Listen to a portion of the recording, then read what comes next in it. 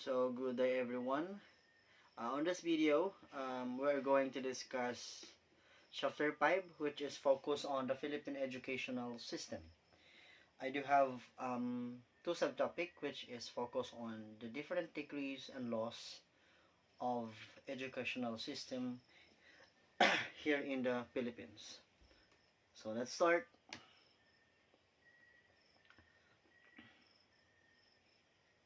Slide number 1, educational system here in the Philippines.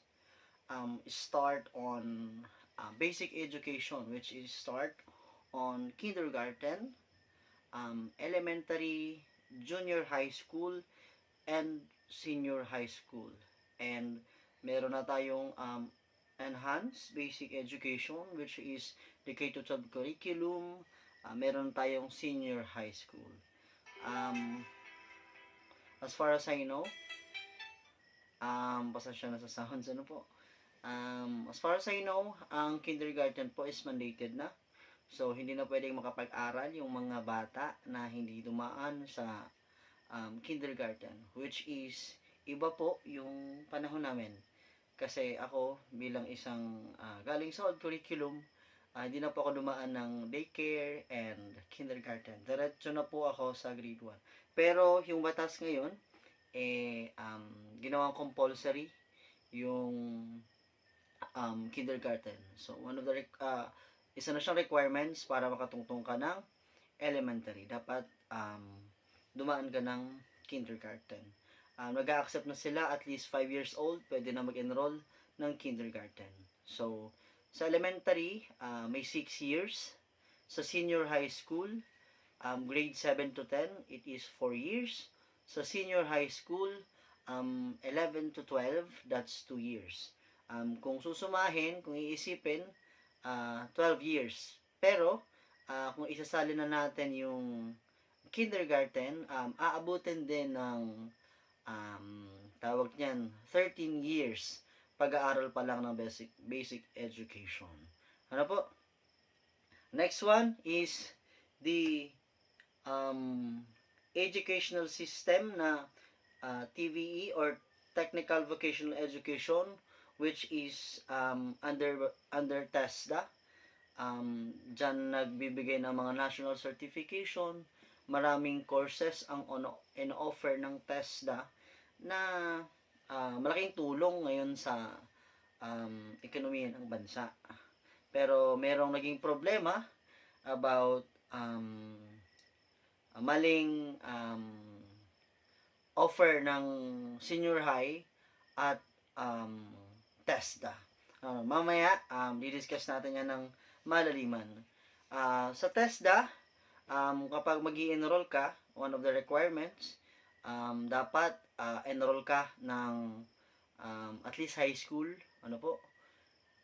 Ang pinakauna mong kukunin is NC1. That's the lowest level of national certification na binibigay na TESDA. Ang pinakamataas sa pagkakaalam ko is NC4. Ang susunod na doon is about supervision na. Ano po? Yung mas mataas na po. NC1, NC2, NC3, NC4, tapos pang supervisor na po yung susunod na level ng national certificate ng TESDA. Example niyan, dati akong ISMAW students from Kasipmas, Pasakaw. Ang NC1 namin is SMAW. Flat, ang aming Winweld. Pag nag-NC2, medyo humirap ng konti kasi may vertical na, may under na pag welding or paggagawa ng SMAW. Ano po? Pangalawa yan, meron tayong basic education, technical vocation or TESDA. Pangatlo is ang higher education or yung CHED. Ano po? Under CHED or higher education, under niya po ang colleges. Though, under niya din po ang TESDA. Ang higher education, hawak niya rin po ang masters. Ang nag-offer ng master's MS, MA, Med, also the doctorate degree. Ano po? So, hindi lang nakafocus si CHED doon sa mga ilang course. Ano po? Si CHED maraming sakop. Mapa-private man yan or public, ang curriculum na gamit ng mga colleges galing sa gobyerno natin. Ano po? So, let's continue. Legal basis of the Philippine education. The question is, why legal basis matters? Bakit importante yung mga legal na pinagbabasehan ng education dito sa Pilipinas? May nahanap akong tatlo. Sabi raw, Philippine education is guided by laws and policies. Ano daw yun? Under 1987's Constitution and Education Act of 1982 and RA 9155 and other major laws, it defines the goals, structure, and responsibilities of the education system. It means they ensure that education is not arbitrary but aligned with national development goals. Yan ang ibig sabihin ng education is guided by laws and policies. Number 2, ensures standard quality and rights. Ano naman daw yun? Ensures standard quality and protects rights. So, a legal foundations, it guarantee that students receive quality education. Teacher rights and responsibilities are protected. Hindi lang estudyante ang dapat pinagsisilbihan o pinoprotektahan ng bansa. Kailangan din protektahan natin ang mga guro. Schools follows uniform standard, curriculum and assessments. Lahat ng school, iisa lang po ang standard niyan. Iisa lang po ang goal and curriculum na ginagamit. Iyan po. Sunod, provide structure for curriculum governance and operation. So, it determine that curriculum, it must be always updated. Mabilis ang pagbabago ng mundo, dapat yung curriculum natin, dapat isinasabay natin. At may mga batas na nagsasaad patungkol doon. Halimbawa, kung paano yung DepEd, CHED, and TESDA, hinahati-hati nila yung responsibilities na mabibigat. For example, si TESDA nakafocus sa skills. Si CHED naman nakafocus on bachelor's degrees. Pang professionals. So they manage or they supervise how schools or resources, how to allocate, kung saan ilalagay yung mga resources na gagamitin. Or sino ba ang nangangailangan? Sa DepEd ba? Si CHED ba? Or si TESDA? Yun yung dapat naka-structure sa mga legal na binawasan ng education dito. Hindi lang siya basta-basta ipinatupad, pero may binabasehang batas. Next slide. Philippine Constitutions and Degree. Mga Republic Act na po ito. Mga batas na. So, under 1987 Philippine Constitution, may nahanap akong 4. Sabi, education is fundamental right. Ano daw? Tama ba? It is a fundamental right. Under 1987 Philippines Constitution, sabi, education is a fundamental right. Karapatan ba natin yan? Mag-aral? Or hindi ba tayo pinaglalamutan ng bansa pagdating sa edukasyon? So, sabi ng institution, states that the right of all citizens to quality education must be protected and promoted. Yun yung sinasabi ng number 1. Number 2, state must protect and promote quality education. So the state mandated, nagpalabas ng mandato to take appropriate steps to make education accessible to all and ensure its relevance to national needs. Sa ngayon, ang mga nababalitaan ko na magandang mga ginagawa ng gobyerno yung ALS. Yung mga hindi kayang sumabay sa tamang oras ng common school hours, yung mga napag-iwanan, yung mga nahihiya na mag-re-enroll, yun yung kinikater ni ALS, Alternative Learning System. And meron pa, dito, dapat pwede nang mag-enroll yung mga may mild na tawag niyan, anong batas yun? Inclusivity, na yung mga may special needs, pwede na siyang isabay sa mga common students. Mamaya itatakan natin kung anong batas yun, inclusivity sa education. Sabi daw, under 1987 Philippine Constitution, free basic education. Ano daw yan? Free basic educations. The law decentralized authority by giving regional, division, minsan nga may district pa, school officials, and they are more defined powers and accountability, allowing decisions to be made closer to the learners and communities they deserve. Ano daw yung free basic education? Bukod sa libre, yung education, hinati-hati din yung power or yung authority sa free basic education. Free basic education, it means, hindi ko lang nabigay yung technical definition ng free basic. Pag sinabing free basic, libre po yan. Ano po? Sa basic education, it is free sa elementary. Nasa batas yan na kung ikaw ay magulang, dapat pag-aralin mo ng elementary ang iyong anak. Ano po? Libre ang high school. Sa ngayon, libre na rin ang college. Pwede natin sabihin ang free education talaga. Ano po? Now, dito sa pang-apat, academic freedom and higher institution. What does it mean? Under RA 9155, they encourage SBM. Ano po? School-based management.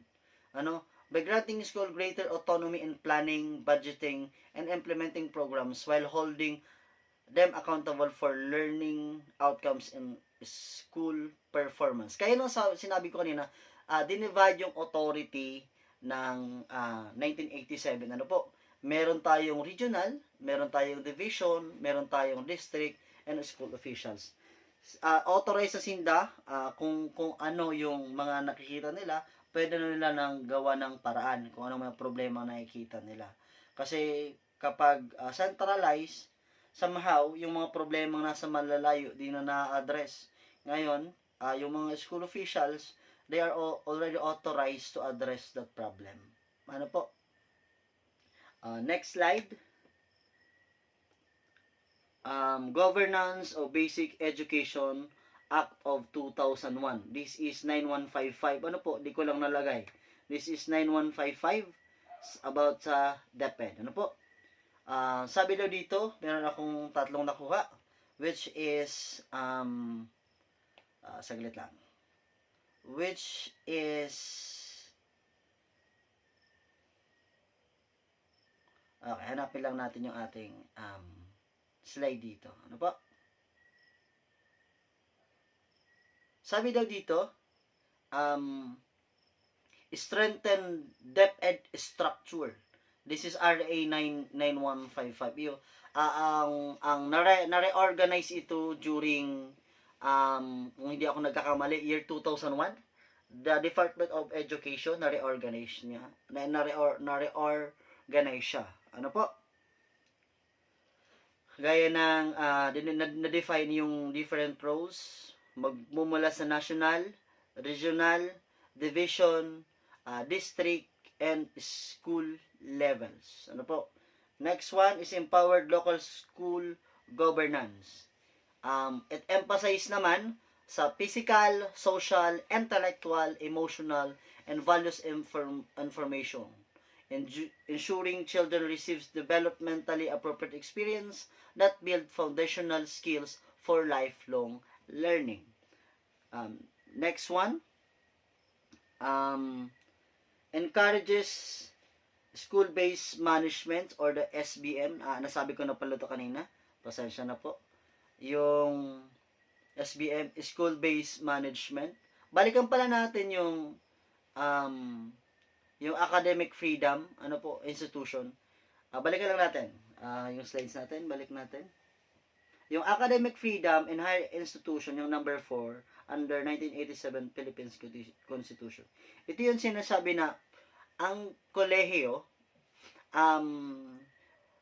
pwede sila mag-decide kung anong subject ang ituturo. Paano ituro or ano yung pedagogical approach na gagamitin sa pagturo. Sa atin, sa MAED, tayo yung nagde-decide kung anong research topics ang gagamitin natin, anong methodology ang dapat or appropriate sa research natin. Ano bang mga findings natin, anong pwede maging censorship, anong mga dapat iwasan. Sa freedom of governance, pwede tayo mag-design ng curricula as long as yung nag-propose ng curricula is equipped na mag-design. As long as they follow the academic standards. So, under here, balik na tayo doon sa next slide. Na omit. Let's go back to the slide. Number 2, empower local school governance. Let's see. Okay. The SMB, okay na. Number 3, encourages school-based management. Okay na din. Next slide na. Okay. This one is Enhanced Basic Education Act of 2013 or RA 10533 or the K-12 program. Yung sabi ko na kanina, simula kinder, 13 years siyang mag-aaral sa basic education hanggang senior high school. Sa elementary, ang finokuso niya yung number 3, which is mother tongue based. So, dyan muna tayo sa nauna, ang institutionalized K-12. It is being mandated and compulsory. Sabi ko nga, yung kindergarten, part na siya ng basic education. So, hindi ka agad pwede mag-jump ng grade 1.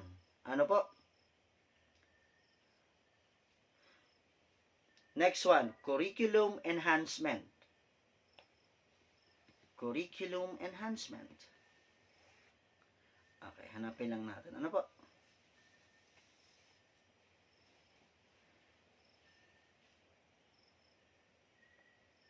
Okay. So, curriculum enhancement tayo. Nawala ako kanina. Pasensya na po. So, sabi, curriculum enhancements, the law mandated a learner-centered competency-based and developmentally appropriate curriculum emphasizing spiral progression, contextualization, and alignment with international standard. So, si K-12, nagpa-follow na siya sa international standard. Magandang curriculum itong ginagamit natin ngayon, which is nakakapagbigay na tayo ng mas maganda at mas kalidad na education sa mga kabataan. Isa rin to, itong pangatlo, isa rin sa ikinatutuwa ko, itong sa K-12, yung mother tongue based education. Kasi, simula bata, tinuturoan yung bata patungkol sa sariling wika nila, which is, for example, nasa Pamplona ako, Bicol Naga yung gamit namin. Alam naman natin, pagdating sa Bicol, maraming type of languages. Meron dyang Bicol Legazpi, kanakawig ng Bicol Naga, may Baaw, may Bula. Natutuwa ako gawa ng mas mabilis silang natututo kasi yung approach, yung mga instructions is ginagamit yung local language nung bata, yung mother tongue, which is nakakatulong na mas mabilis yung learning process nila. Ano po? Sa kindergarten, next slide tayo. Okay. Ay gumana. Next slide tayo. Under K-12 legalization pala, or this 10533, ano po, under niya ang matatag curriculum na may naririnig na akong balita na i-abolish ang matatag curriculum. Maganda sana to kasi it designs to reduce the content overload. Ano po, na-improve yung learning outcomes, pero in reality, iba naman daw po yung kinalalabasan. Maganda sana yung objective ni matag curriculum, pero may ibang nangyari. Siguro kaya siya i-abolish. Narinig ko pa lang, chismis pa lang. Chismis si Sir. Now, next slide, Kindergarten Education Act of Republic Act 10157. Kindergarten is compulsory. Sinabi ko na kanina, hindi ka na pwedeng mag-enroll ng grade 1 kung hindi mo na take yung kindergarten. Siya yung entry point ng K-12. Diyan na mag-i-start ang K-12. Pero pag bibilangin kasi natin yung number of years na tinake natin yung basic education, 12. Pero kailangan natin i-add kasi nag-aaral na tayo ng kinder, kaya nagiging 13 years po siya. Ano po? So, it focus on early childhood learning. Ano po? Ang mga tinuturo sa elementary, nakafocus lang po siya sa basic language. Ano ba yung basic language? Communication, familiarizing of sounds of different letters. Sa numbers naman,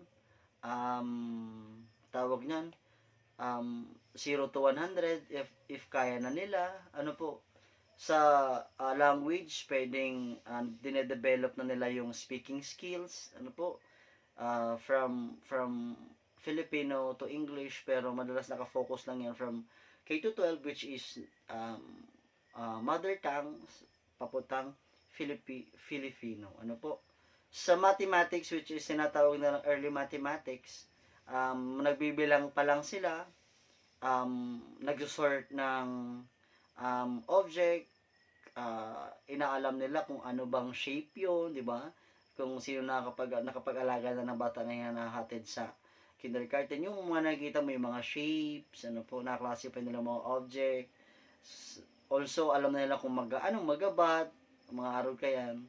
Basta sa early mathematics ng kinder, dyan na yung recognizing shapes and numbers. Ano po, sa language naman, finofocusan dyan is yung sounds and letters. Ano po, sa skills naman and motors, yung fine motor skills, yung nagamit yung pagtitrace, yung coloring, cutting, yun. Yung gross motor skills naman, yung masyado nakakapagod sa bata, pinatakbo ng yung bata, pinatatalon, yun naman yung gross motor skills. Yung yung hand and eye coordination, yun, mga tinuturo na yun. Syempre, sa physical motor development, dapat kasama na doon yung hygiene. Ano po? Sa socio-emotional development naman, yung tinuturo doon sa kindergarten, dito sa batas na to, finopokusan din yung classroom routines, yung mga sweepers. Ito na-obserbahan ko din to. Binibuild yung confidence, yung pinakakanta sa harap, yung tinuturo sila kung paano makipag-collaborate, nag-share ng materials, gumagawa ng magkakasama. Yun yung mga socio-emotional development na tina-target ng kindergarten. This 10157 Republic Act.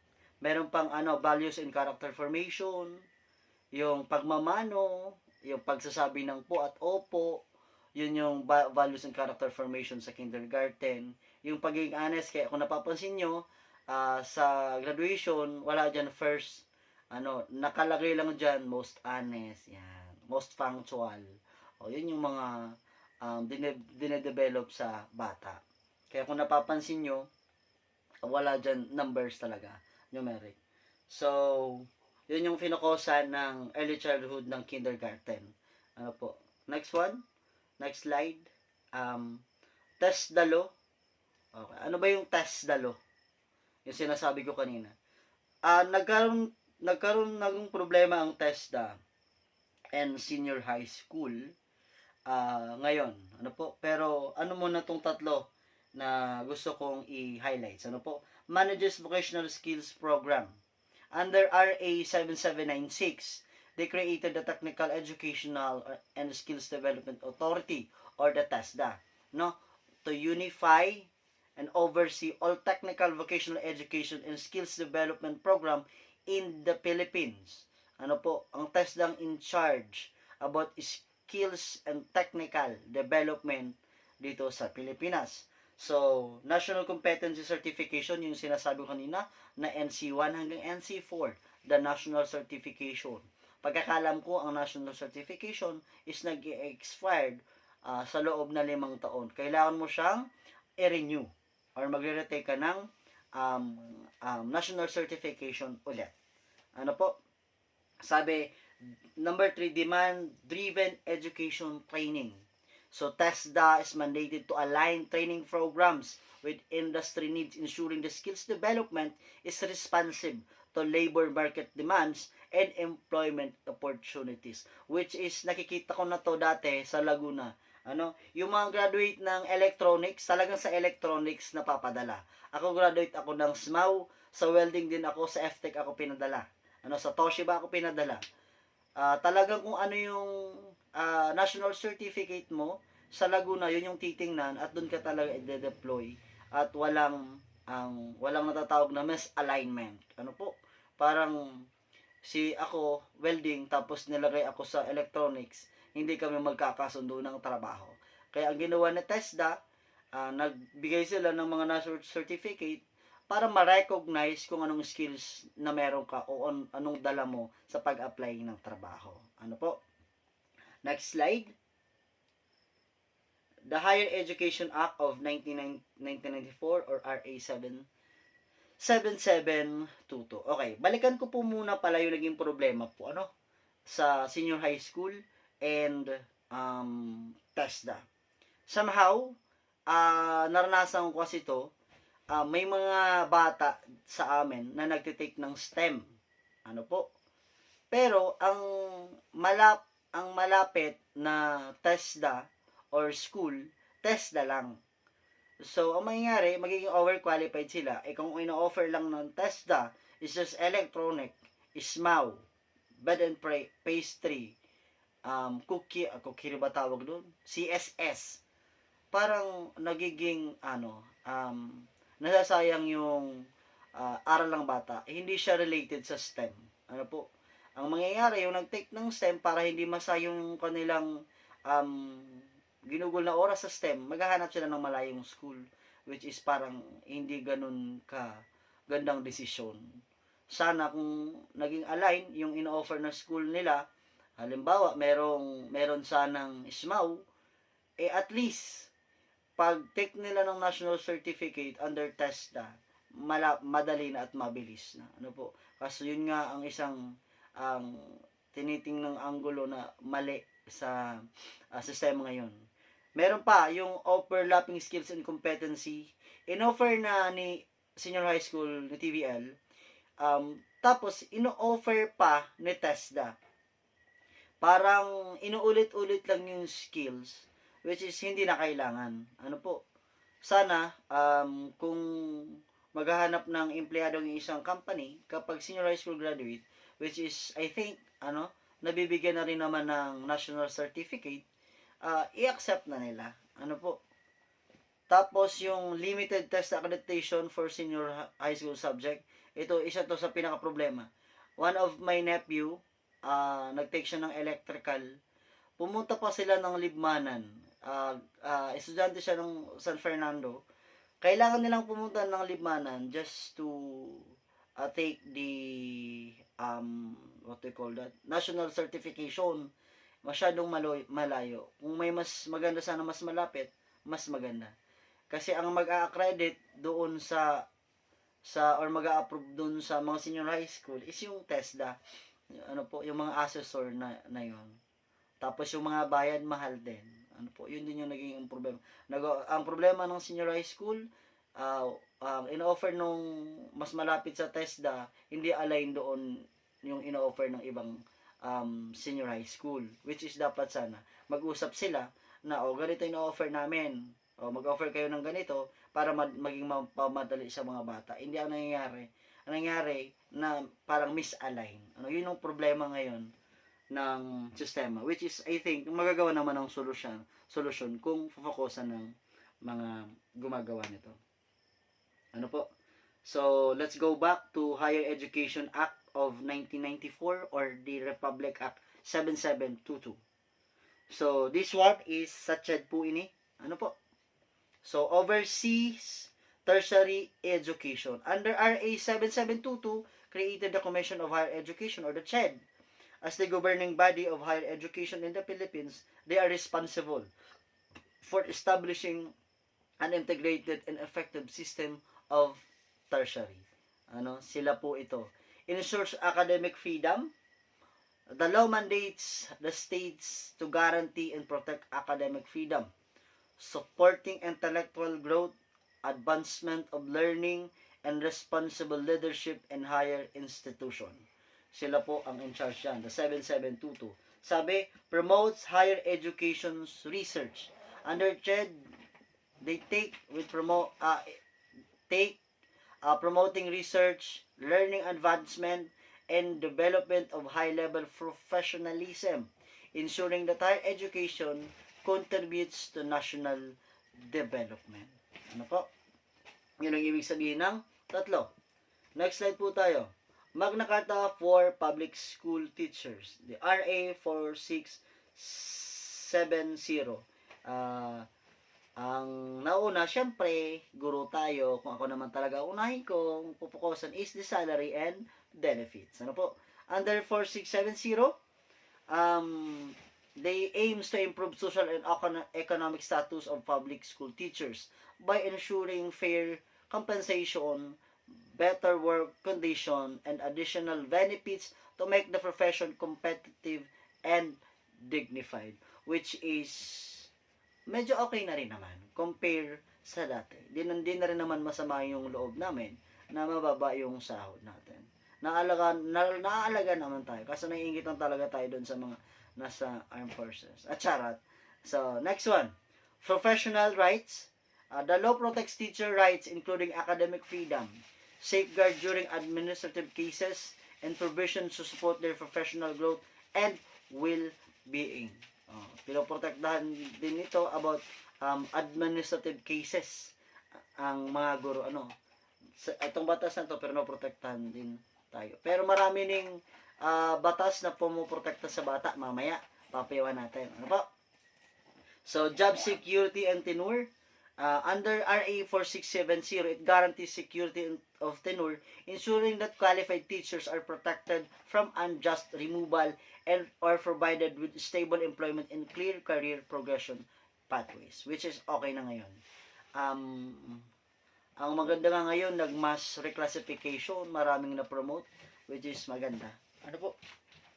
Next one, next slide is the RA 11650, year 2022, the Inclusive Education Act. Ito na yung sinasabi ko kanina sa inyo na yung may mga mild cases na may special needs. Ito na po iyon. So, it mandates the inclusive education for learners with disabilities. Tama. So, it requires all public schools to accept learner with disability. Based on my reviews during preparation sa board exam, ang sabi ng mga aming mga nagre-review sa amin, yung mga ina-accept is yung may mga mild lang daw. Yung may mga severe, hindi man severe ang exact term, pasensya na sa term, pero hinugalan yung term. Yung medyo di na kaya doon sa common classroom, ini-enroll na talaga siya sa SPEDS. So, pangalawa, establish inclusive learning resource centers nationwide. Pangatlo, strengthens early identification and intervention. Number 4, promotes non-discriminatory discriminatory school environment. Ano po?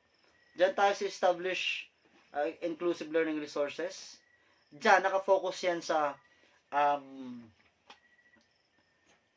dapat yung local government magtayo ng learning resources centers na kayang i-cater yung may mga special needs. Ano po? Dapat centers provide evaluation, therapy, assistive devices, and support services. Dapat offer parents, teachers, and students professional guidance. Yun yung gustong sabihin ng number 2. Number 3, strengthens early identification and interventions. Maganda rin tong gawain ng batas na ito. Ano po? Schools must screen children to identify disability. Marami tayong disability na pwede makater. Deaf, mute, blind, autism, yung iba pang may mga ganong problema. Ano po?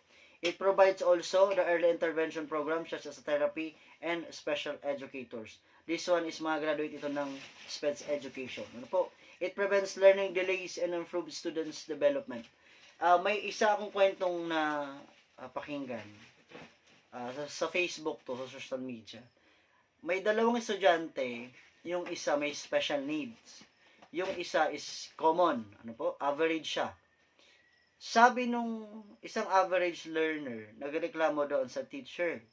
Sabi nung learner na average, bakit ako ma'am bagsak or bakit po mababa ang aking grades kumpara po doon sa isa, yung may special needs nga which is di nila masyadong alam. Now, ang ginawa nung teacher, kinausap yung parents kasi hindi niya naman mapaliwanagan yung bata na ganun yung sitwasyon ng kaklase niya. Yun, sabi ng teacher na hindi kasi parehas yung judgment namin sa inyo kasi yung kaklase mo may special needs, which is natouch ako doon sa ginawa ng guro. Parang binigyan niya ng halaga yung mga effort na ginawa ng may special needs. Ano po? Next one, promotes non-discriminatory school environments. School must adopt anti-bullying and anti-discrimination measures. But sad to say, this one, mahirap tong i-achieve. Kasi mahirap pantayan yung ganitong school na halo. Ano po? So, learners must have access to proper teaching materials and facilities. Isa rin to. Yung may mga special needs, hindi siya pwedeng basta pahawakan ng matatalas na bagay or matitigas na bagay, baka bigla na lang ipokpok. Ano po? Yung mahirap tong ma-achieve. Pero, sabi ng batas na dapat ganun ang learning environment na mayroong special needs. So, syempre, it encourage respect, safety, and equal classroom participation. Dapat matawag mo rin siya kung nag-recitation ka. Ano po? Next one. Next slide. Okay, last na yun.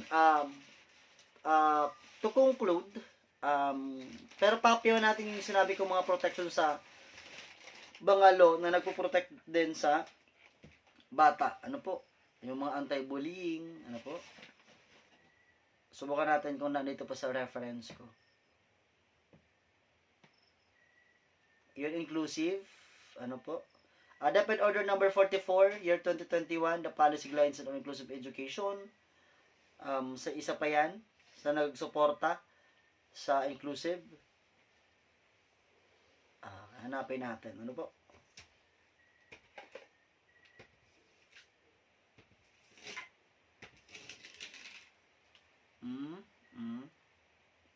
Okay. So, hindi ko na mahanap yung iba. Ano po? Hindi lang ito yung inclusivity ang nagpoprotekta sa bata. Ano po? Ang batas o ang gobyerno natin pinoprotektahan parehas ang estudyante at ang guro. Ano po? To sum it up, to end the discussion, this video, ang tanong lang, okay ba yung batas na nag-guide o as guide sa educational system dito sa Pilipinas? Question, yes or yes? Yes or no? Ano po? Laws provide structure and direction. Is it true? Yes, it is. Pangalawa, Protect educators and learners. Totoo ba na pinoprotektahan yung mga educators at learners? Yes. Totoo. Pinoprotektahan tayo ng batas. Ano po? Pangatlo, last one. Promote access, equality, and quality education. Oo ba o hindi? Oo. Yes. Ganun po. So, that's the end of my discussion. So, yan na po yung chapter number 5. Ano po? Thank you for watching. Thank you for listening.